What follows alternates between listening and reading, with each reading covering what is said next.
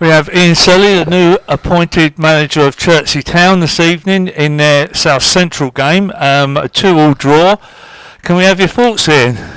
Yeah, who'd be a manager, eh? Yeah. First half we were way off the pace. We set out with a slightly different formation than what the boys are used to. And I'll take full responsibility of that. But the thing that was lacking first half, there was no intensity about the play and overall desire to put their foot in really and dominate the game. And we went over it at half time.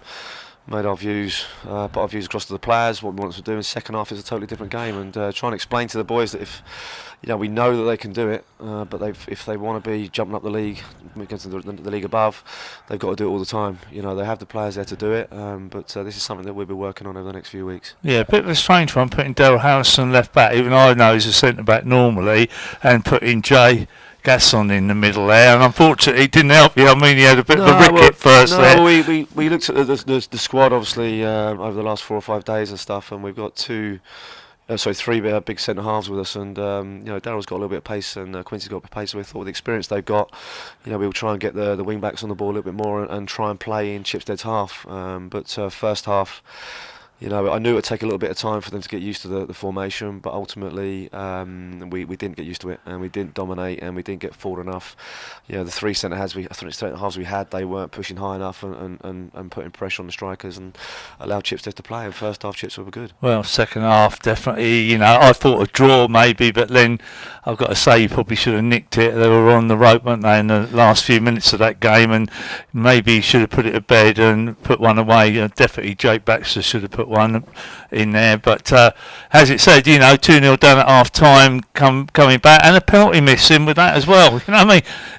Yeah, we didn't have that many chances first half, and the way the game was going, obviously we knew we had to make some changes at half time, and it's a bit harsh to drag someone at half time, but ultimately it's the best thing for the team just to change the formation. We went for a back four, which we tried to get the full-backs pushing on, but ultimately the three we had in midfield as well, we went with a 2 and a 1, but then we turned it around, and Sam Harrell come on and was fantastic. He was one of the only ones to start that sort of the bright spot we had. Yeah, he put tackles in, he was getting on the ball, and we looked at completely different teams second half, and the boys have got to take something out of the game that they came back in, but it's just disappointing that to go in at half time, the way we played, the lack of desire in the team, but it's something we can definitely work on. Well, 8th in the table now, and 2 or 3 games on most clubs. I mean, what's the aspirations of the club to? Is it promotion? Is that the remit that's been given to you now, as you're now the new manager? Well, yeah, there's been no real pressure from the chairman for a promotion, but obviously I've not come into the job to sit mid-table, so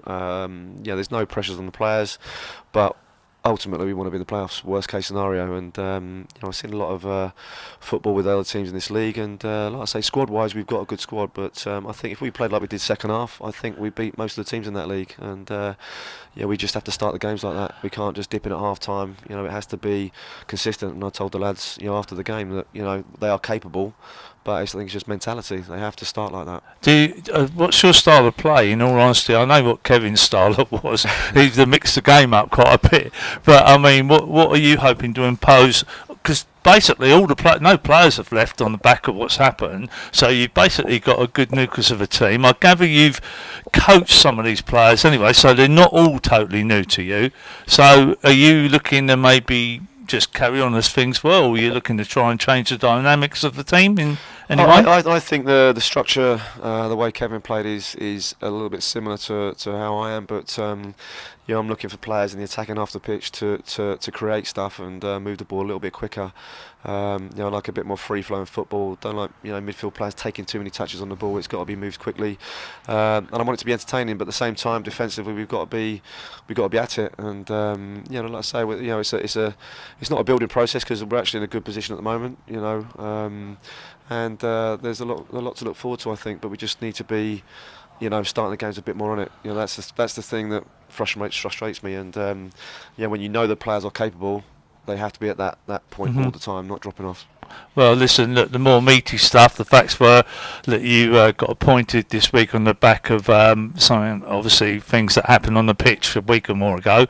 I must admit, it was a bit of a surprise. Ian Selley, ex-pro, Arsenal, turns up at Chertsey Town with, and hopefully you don't think me being rude, but not really a lot of managerial background at non-league level. So to get a job at this level is unusual. I mean, can you tell us how it really happened? Yeah, well, I came here for, I think it must have been about 3 or 4 months, just before Christmas, just before COVID actually, and the chairman and the manager come to me and sort of said we need a first team coach to change things up a bit because we weren't scoring many goals, and it wasn't just because I came in, but we worked on different things, the team worked on different things, and we went from sort of 15th up to 3rd, and then COVID kicked in, so hence one of the reasons why when the chairman came to me that I wanted the job, because I knew the players already. There's probably 4 or 5 lads that are new to me, but I knew what I was going into.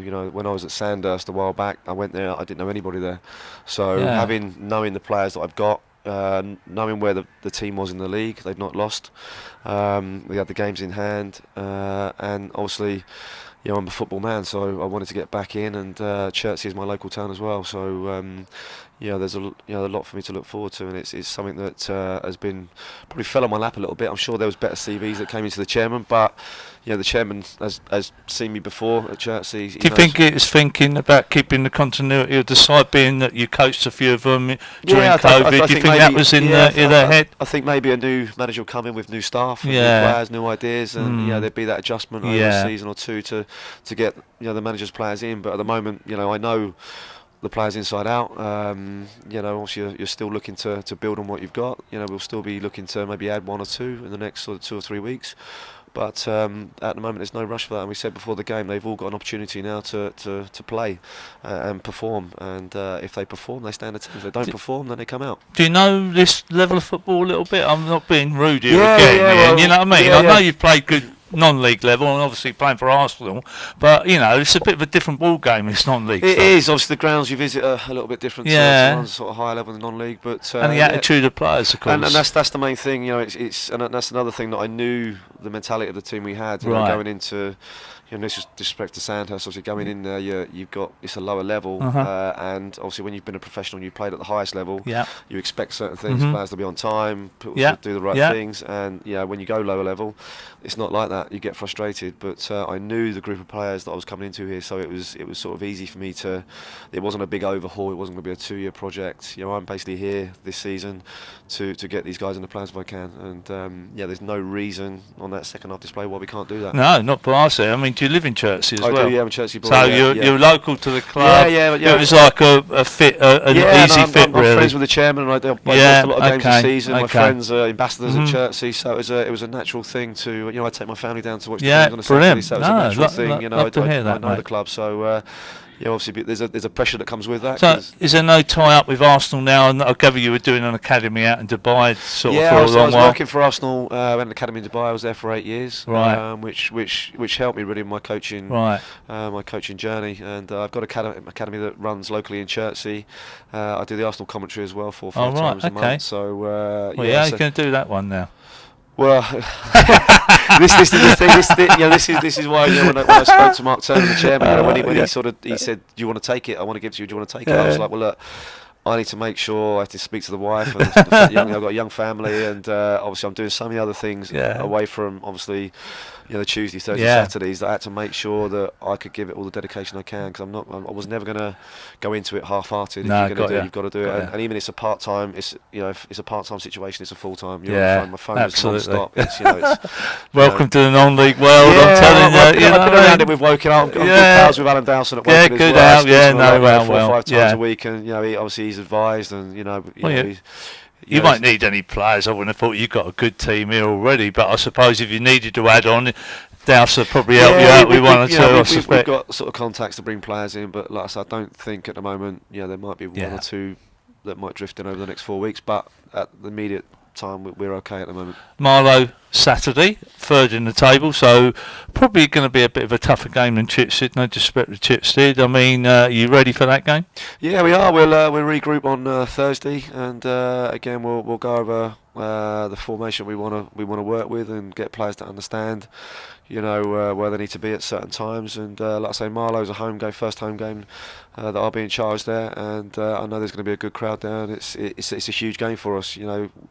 I said to the boys after the game, we need to, when you're playing these top teams, these are the guys we want to be beating. These are the games you want to play, and you don't want to be playing the bottom. Games in hand as well. Yeah, the games in Pick hand. up those points. So, you know what I mean? But again, it'll be, I'm sure, a completely different game. But we'll prepare right on Thursdays, and we'll attack it on Saturday. Well, there you go. We've got Ian Selley, the new manager of Chertsey Town. We wish you well, Ian, and hopefully we'll see you a few games in the coming future. Yeah. Thanks very much, Ian. Thank you very much. Cheers.